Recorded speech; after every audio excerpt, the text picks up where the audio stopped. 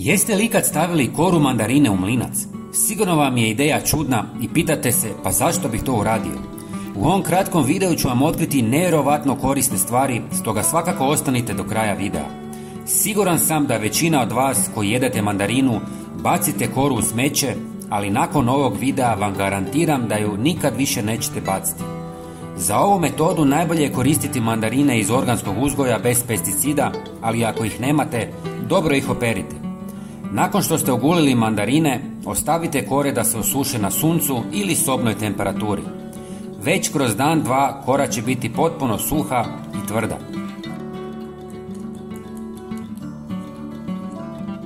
Osušenu koru stavite u mlinac i usitnite kako biste dobili fini prah. Prijatelji, bilo bi mi drago kad biste mi napisali odakle me gledate. Ja sam iz Hrvatske i pozivam vas da posjetite ovu divnu zemlju. Hvala vam. Istresite prah u posudu. Sada ću vam pokazati 5 načina kako ju možete iskoristiti. Jednu žlicu usitnjene kore pomiješajte sa 200 ml octa i ostavite par sati da ispusti svoje sastojke. Procijedite kroz gazu kako biste dobili čistu tekućinu. Napunite špricu. Sada ste napravili vrhunsko prirodno sredstvo za čišćenje i dezinfekciju površina.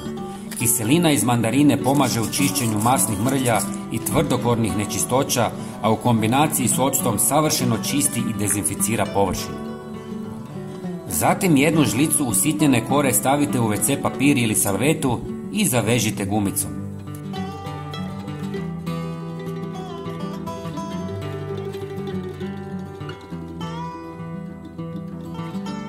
Stavite paketić u ormar jer je kora mandarine odličan repelent protiv moljaca koji jedu vašu odjeću, a ujedno djeluje kao osvježivač zraka i daje ugodan miris.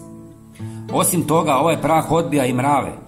Možete posipati ispred vrata kako bi spriječili ulazak mrava i drugih insekata ili sipajte po vrtu i oko biljaka. Treći način korištenja je da u par litara tople vode dodamo jednu žlicu i namačemo noge, jer kore mandarine opušta i osvježava kožu zahvaljujući citrusnim eteričnim uljima. Fini prah djeluje kao blagi peeling, uklanjajući mrtve stanice i poboljšavajući cirkulaciju. Ovaj prirodni tretman također može neutralizirati neugodne mirise i osvježiti stopala. Kora mandarine se može koristiti i u kulinarstvu. Dodaje se kolačima, keksima, marinadama, umacima i salatama. Kora mandarine sadrži vitamine C i A kao i značajne količine flavonoida koji djeluju kao antioksidansi, pomažući u jačanju imuniteta i zaštiti stanica od oštećenja.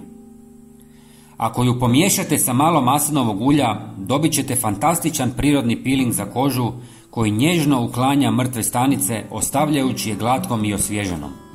Maslinovo ulje duboko hidratizira, dok vitamini i antioksidansi iz oba sastojka hrane i štite kožu. Ova kombinacija pruža osvježavajući miris i prirodnu njegu, čineći kožu mekšom i sjajnijom. Kao što vidite, kora od mandarine je nevjerovatna.